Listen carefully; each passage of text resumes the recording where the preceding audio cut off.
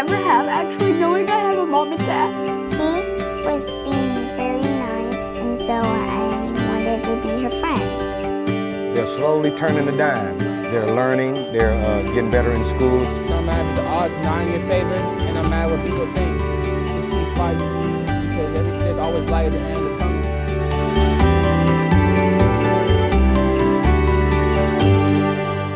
Good evening and Merry Christmas. Welcome to this Good News Special. I'm Craig O'Neill, and you have found a holiday tradition here on THV11. We love to take a look at the past year and tell you again about the good news stories that occurred.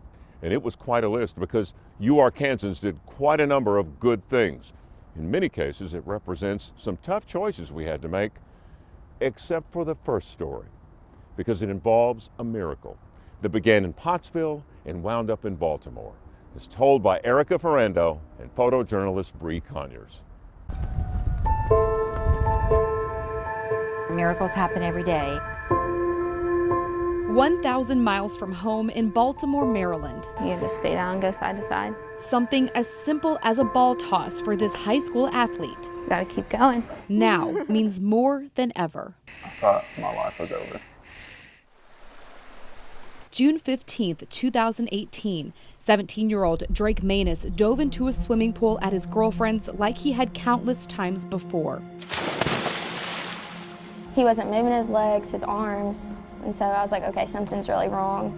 So I dove in and I grabbed him and I had him like a baby, and he instantly spit out water and looked at me and was like, Sydney, I'm paralyzed, please don't let me die. When I hit the bottom, I just immediately knew I was paralyzed. And that was really the first thing I told him in the ambulance. Start praying, Drake, right now, and you're gonna be all right. Airlifted to Arkansas Children's, Drake suffered a broken neck and spinal cord injury. It was a freak accident. Doctors delivering the news to his parents he'd never walk again. We've got to get him into surgery right now, and Drake's probably never gonna move from the neck down. And I pretty much lost it at that point. I just hit my knees. It was hard. It was really hard. And you're just scared. But hoping for a chance at recovery, the Manus family came to the Kennedy Krieger Institute in Baltimore. You didn't give up. No.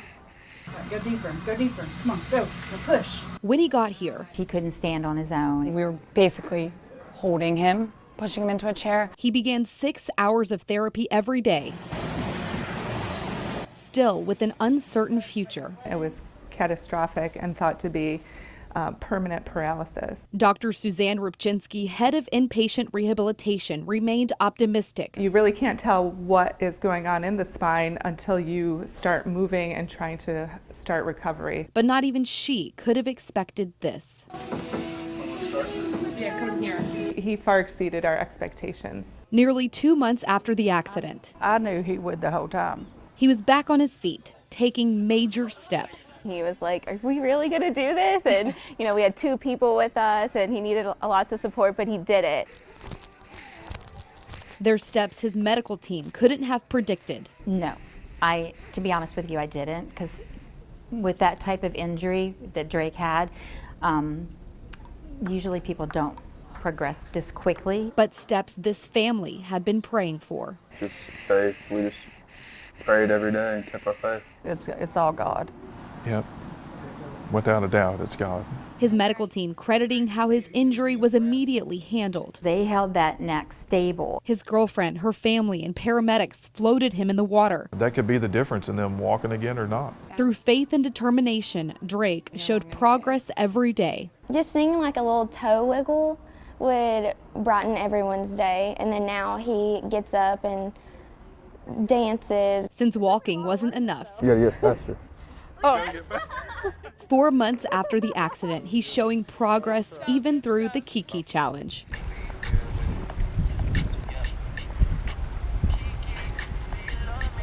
Drake just has that natural charisma to him, and he's always had that. I would say maybe it's stronger now. Watching the recovery before our eyes. It just amazes everybody. He has a very strong will, and he's a very healthy, fit, strong guy. And I think that helped him greatly. Steps that can't be justified I can't explain it. are explained by this family as intervention from above. Not just prayers to fix things spiritually, but God gave the doctors the brain that they have to work on Drake, and the nurses that he's had to treat him, and us the ability to make decisions to get him to the best place for the care that he needed. He's a walking miracle. For him to be where he's at now, it's amazing. Kennedy Krieger Institute here in Baltimore has been Drake's home for the past 3 months. Now, after so much progress, he's ready to continue recovery back home in Arkansas. His tracheostomy and airway will require more surgery back home. I'm ready for it, but it's also scary. It's just weird going to be home with the trach and then going back to school. It's been so long. Now as he walks out of the Ronald McDonald house that's been his family's home for 3 months and gets ready to go back to school in Pottsville, We're going to try to. he rings the good news bell. This walking miracle is good news indeed. He's one of those patients I'll never forget. Drake is now trach-free. He's back in Pottsville, he's driving again, and for those reasons, you gotta believe he and his family had one of their best Christmases ever, because he represents a miracle. Next, we go inside the boxing ring, where the sport is changing lives in Pine Bluff.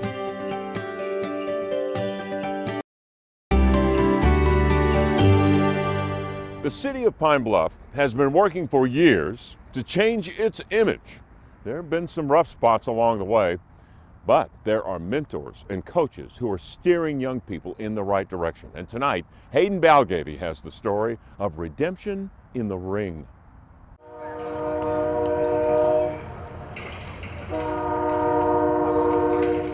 Pine Bluff has been renamed Crime Bluff, and we're trying to change that image right there. In the heart of this city, you can find a man with no bigger heart than Albert Brewer. It's just one of my passions that I like doing. The idea of this program is simple. Yes, there's a lot of aggression in the streets, but now they get a chance to come in here, and our program they get a chance to challenge it into something positive. When you hit that bag, and when you come back, you bring it right back there. Brewer and Coach Tobias Rogers train and mentor kids during the week, and not just with crosses and jabs. We have some students that started out at first, they probably were like the riffraffs of what's going on. But right now, they're slowly turning the dime. They're learning, they're getting better in school, they're progressing. 17-year-old Al Stokes is one of the group's best and up-and-coming boxers. 1, 2, 1. But just 5 months ago, he was far from this ring. I was fighting in the street fights a lot, and so they my friends used to tell me to come to boxing. So I just thought about it, and my uncles and all of them used to box. They was telling me to come to boxing, and I used to work out with them a little bit. But I just thought about it and just came to boxing. I loved it. Al is becoming one of the best young boxers here in the state, but he may not even be the best fighter in his own gym. Some was easy, some was a competition to me, but I did what I had to do. 15-year-old Aisha Green is a perfect 5-0 in competition so far and has no plans of slowing down. It keep me out the streets, fighting a lot, keep me focused on school. I'm gonna go to college for boxing. The reason why kids join gangs, they're trying to fit in. They're trying to find themselves a place to belong. But they come in here and you look around, you see kids smiling, and I don't know, I just get an overwhelming feeling, because they could choose to do something else. Our Father, which art in heaven, hallowed be thy name. It'll mean everything to me for me to make it. As it is in heaven, give us this day our daily bread. This is just what I do. Box. This is the only thing I do. And lead us not. These kids are our future right here. They are our future. And you can rest assured, they are our future boxers of Arkansas too. G&G! G&G! Albert Brewer continues to help young people in Pine Bluff. If you would like to learn more about Gloves Not Guns and to know how you can help, reach out on Facebook. Up next, a little girl's dream changes course when she meets a forever friend. Just visiting with people can make a difference in their life. just being there for them and cooking for them. I just really enjoy it. I love playing music, and so if I can use that music to improve the lives of others, then that is worth it in itself. And I'm happy to see at least they leave here even feeling better than they did before they came here. It's so nice to see that people are still so caring. I care about people, and I like making differences in people's lives. We have met a lot of remarkable people this past year, and a few of them are some of the smallest. This next story is about two little girls, a lemonade stand, and a pony. Our friend Caitlin Gardenhire tells us Sosie's story. From strangers to families to friends, they all chipped in for this little girl that they knew, raising money for a little girl that none of them really knew. 7-year-old Sosie Dornan has been in and out of the hospital her whole life. We come into having some kidney issues and some skin issues, and it all was related to an autoimmune type thing. She spends a lot of her time at Arkansas Children's Hospital. While we were there, Arkansas Children's Hospital has this amazing program where they can help, try to keep kids not just physically well, but emotionally well, like with play therapy and keeping them academically on course. That's where Sosie met 3-year-old Lily Johnston, who also spends her days at ACH, battling Ewing sarcoma, a rare bone cancer. She was being very nice, and so I wanted to be her friend. And she said, okay, and then we were friends. They were just all smiles and giggles, and it was like they weren't even in a hospital. It was just two kids having fun and the way it should have been. Sosie has a dream of owning a pony and set out to raise the money. But after she met Lily, her plans changed. I said, Mama, I don't want to raise money for a pony. And she said, what do you want to raise money for then? And then I said, I want to raise money for Lily. Sosie set up a lemonade stand on Highway 64 Galore for 3 days. Lemonade from the store, and we put sugar in it. Nice. So it was really good, probably. Okay. And the rest is a secret. Local law enforcement, the fire department, and community members showed up to support, helping Sosie raise a total of $550. But she's not stopping there. She's trying to decide where she's going to set up next and who she's going to raise money for. And eventually she does want to raise money for a pony, but right now she's saying that she wants to help one more friend first. And Sosie has one thing to say to everyone that donated. Thank you very much. Inspired by Sosie's story, someone reached out to her family and gave her the pony of her dreams, including riding gear and a saddle.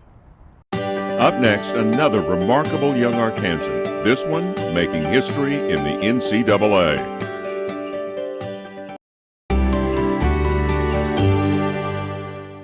Fans and athletes will tell you that sports is far more than wins and losses. It can change lives. It can change the world. Melissa Zigowitz introduces you to one player who's making history both on and off the court. That little orange ball that's bouncing, it takes you a lot of places. Basketball is more than just a game. Basketball was like the key. Because for 18-year-old Kalen Bennett, the ball never lied.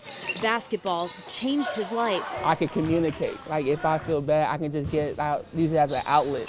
This 6'10" center is preparing to move 900 miles away to not only play the sport he loves, but to be an inspiration to people like him. I'm not trying to sound cocky, but I knew in my heart I can be one day. Bennett was born with autism. Doctors telling his parents he might not ever utter a word. Never, ever give up. But this week, he defied all of the odds against him as he becomes the first autistic athlete ever to receive a full-ride D1 scholarship. Crazy. My mom, she pretty much knew before I did, but I didn't believe her at first. He's a phenomenal player. He's strong. He's a great rebounder. Linkier head coach Adam Danye says Bennett is full of raw potential. He's going to make an impact at Division I level. And as good as he is on the court, Danye says he's an even better young man off of it. Well, he radiates when he walks into a room. He lights up, and every person he encounters makes them feel better about themselves. Bennett says it's his support system that got him to where he is today. Great mother, great father. Just my family. And while the Arkansas native is preparing to play with the Kent State basketball team in Ohio next fall, I just can't wait to get there. he says he's ready to tackle any obstacle that comes his way. No matter if the odds is not in your favor, and no matter what people think, just keep fighting, because there's always light at the end of the tunnel.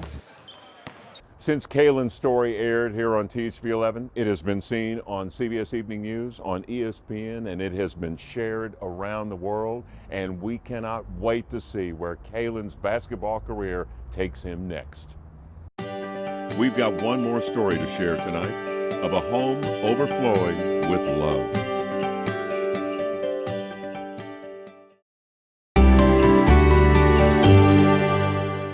The saying goes, home is where the heart is. And for one Arkansas family, their hearts have grown exponentially ever since they took a huge leap of faith. THV11's Jordan Howington has their story. Our first words were, okay, we'll do it for a couple years, but we're not going to adopt. These were Terry and Michael Hawthorne's words when they chose to become foster parents. Now they laugh, saying they ate their words. In April, the couple adopted a set of 2 siblings, Corgan and Hazley. And days ago, they added 7 more to the mix. It feels good to actually have a family to wake up to every morning. A set of 7 siblings who wants to share their story with you. Like, we never had anything like this. To these kids, life means the little things. I was like, oh my gosh, you get our own bed! Something they never had before. We had like one bed in the room, and most of us slept on the floor. Coming from a life at an early age, having to defend for themselves. The times we got to eat was either when the neighbors snuck us a bag of chips. They'd turn to canned food. We didn't really have a can opener, and they'd give us the cans that we didn't know how to open. So many times, they went without, praying every day they'd find a set of parents to give them love. These kids did not ask to come to foster care. They did not ask to go to 4 or 5 different homes, 4 or 5 different schools. After years of fighting, on December 3rd, the Hawthornes officially adopted the 7 kids. And today, they showed off all their rooms and favorite toys and told me what they look forward to the most. Having food on my plate and not anything with bugs all in it. They all have aspirations to become successful, from being a gymnast to becoming a country singer. The Hawthornes say there's one thing for sure. They don't have the worry of being taken away. I have something. Mom, Dad, I love you guys. And I wouldn't change it for the world. This has been the best Christmas I could ever have, actually, knowing I have a mom and dad. And you need to know that that story is what this good news special is all about. Togetherness and love. We love telling these good news stories on THV11. It's a privilege for us. It's why we're looking ahead to 2019, because we know we'll have more good stories to tell. Thank you for watching. Merry Christmas, Happy New Year, good night, and good news.